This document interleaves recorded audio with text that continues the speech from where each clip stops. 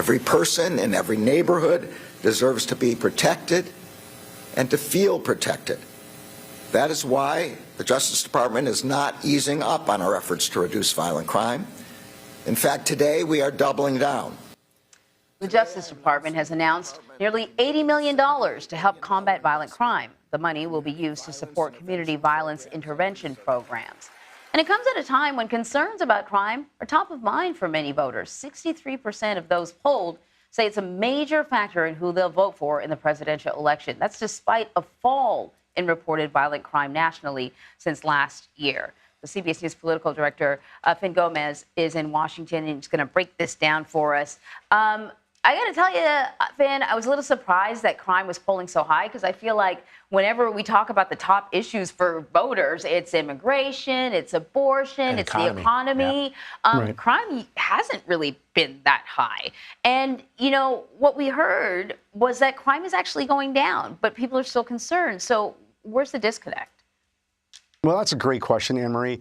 You know, in part, it's because, you know, media critics point to the selected coverage of high-profile crimes and social media posts that amplify the worst crimes that are being committed.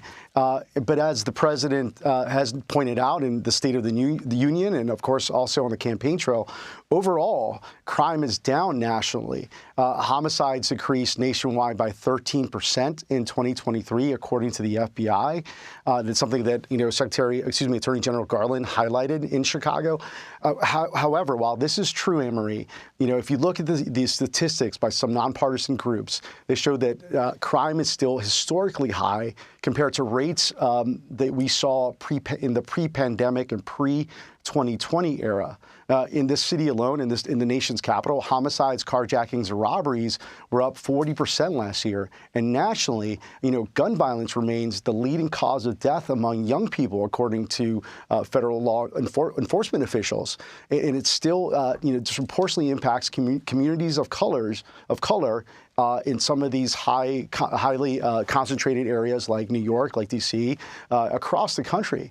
So while, you know, other issues have gotten more attention, it's still a key issue for many voters across the country.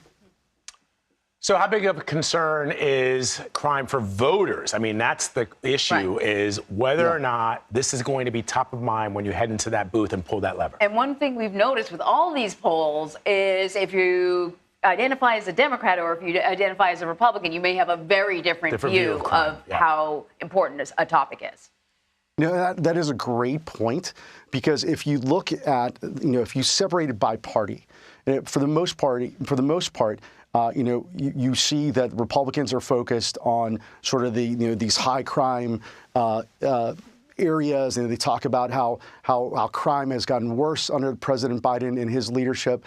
But there's also an increase. You know, if you talk to Democrats, they point out to gun violence, to mass shootings that have gotten worse, and there's this sort of disconnect between the two parties. But they're essentially both talking about the same thing, and it is a major factor for voters. If you look at that poll that you cited earlier, you know, 63% of registered voters say that it's a major factor going into this election. We're 6 months out, guys, and this could be a deciding factor in some of these battleground states. There are 7 across the country, and some of them have raised this issue as a key issue that will determine how they vote in November.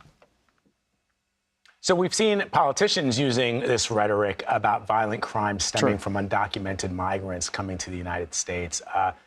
The reality is that there are some very high-profile incidents that have had national outsized importance, rightfully so. When you're the family member of somebody who's been either aggressed or worse, killed by somebody who's undocumented, and more importantly, that officials knew that you were undocumented because you had a rap sheet, that is a problem. But how prevalent is the messaging versus the actual statistical data as to the number of crimes committed by such people?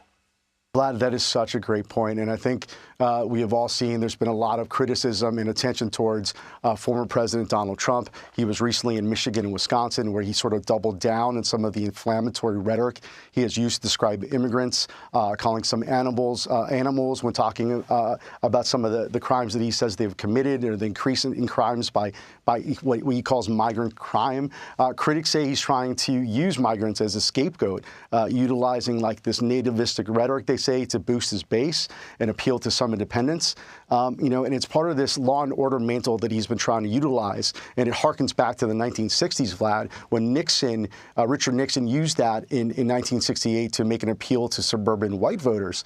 Top Democrats aligned with the Biden campaign have told me that, he's trying to, focus on migrants when, if you look at statistics, there's a recent study by Stanford University and Northwestern University that shows that immigrants are 60% less likely to be incarcerated than U.S.-born citizens. Democrats say that this is Republican fear-mongering and scare tactics on crime and on immigration that didn't work in 2022. If you remember, there was a big issue that we heard a lot about during those midterms that didn't really materialize in the polls in that election.